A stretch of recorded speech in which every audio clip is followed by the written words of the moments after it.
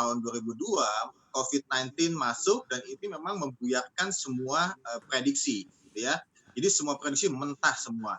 Bahkan kalau kita lihat di triwulan 1 itu dampaknya meskipun masih awal, ini dampaknya sudah luar biasa. Itu penurunan 50,1% kita benchmark-nya Jabodebek Banten dan itu penurunan terendah dalam 5 tahun terakhir. Nah ini memang agak mengkhawatirkan. Cuma memang tetap kita mesti melihat ke depan. Ada beberapa strategi yang new normal ya kita harus beradaptasi memang nantinya. Anda perkirakan kelesuan yang dialami sektor properti kuartal 1 2020 ini akan terus berlanjut sampai ke kuartal-kuartal berikutnya sepanjang tahun 2020 ini, Pak Ali? Iya, jadi gini, riset kami di triwulan 1 2020 itu melihat ini baru awal. Karena kami prediksi, kan gini, kalau kita lihat triwulan 1 kan Januari, Februari, Maret. Nah, pasar perumahan pengembang-pengembang itu relatif terkena dampaknya itu di Februari pertengahan sampai Maret ya.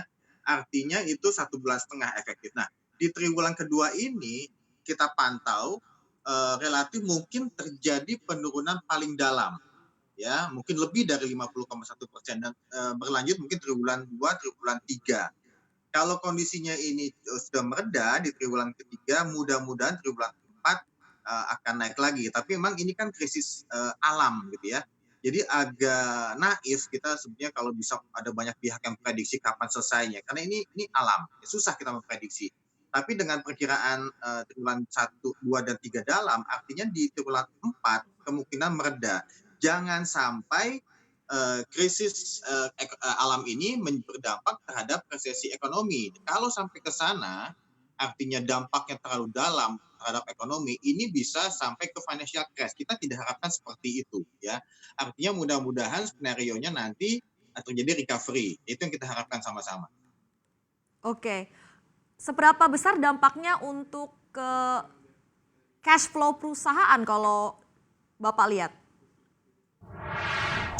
Kalau gini, kalau secara average rata-rata itu kami perkirakan daya tahan pengembang itu mungkin rata-rata 3 bulan. Ini pengembang menengah ya. Kalau pengembang besar mungkin bisa lebih dari 6 bulan, 1 tahun kita bisa injek dana yang cukup. Tapi kalau untuk pengembang menengah itu relatif 3 bulan. Artinya ada yang di bawah itu pun. Menengah bawah mungkin tidak sanggup lagi. Karena gini, ada faktor yang tidak bisa dikendalikan oleh pengembang. Artinya ini market ini tidak bisa dikendalikan. Pasar ini psikologi marketnya tidak bisa dikendalikan. Yang bisa dikendalikan itu adalah internal, artinya keuangan, cash flow pengembang yang saat ini pun sebenarnya terganggu cash ini ya. Tidak dari omset aja, penjualan nggak ada, kemudian akad pencairan di bank pun banyak yang stop, banyak tidak dilakukan, kemudian banyak yang kredit macet juga. Nah ini yang kita butuhkan kerjasama tidak hanya pengembang dengan pemerintah, dengan perbankan juga. Karena saya melihat sebetulnya yang harus kita perhatikan itu sustainabilitas industri properti ini ke depan. Jangan sampai para pelaku ini kolaps gitu ya. Kalau kolaps itu ada 170 industri yang mungkin akan ikut kolaps juga. Ya, karena kan multiplier efek properti kan luar biasa.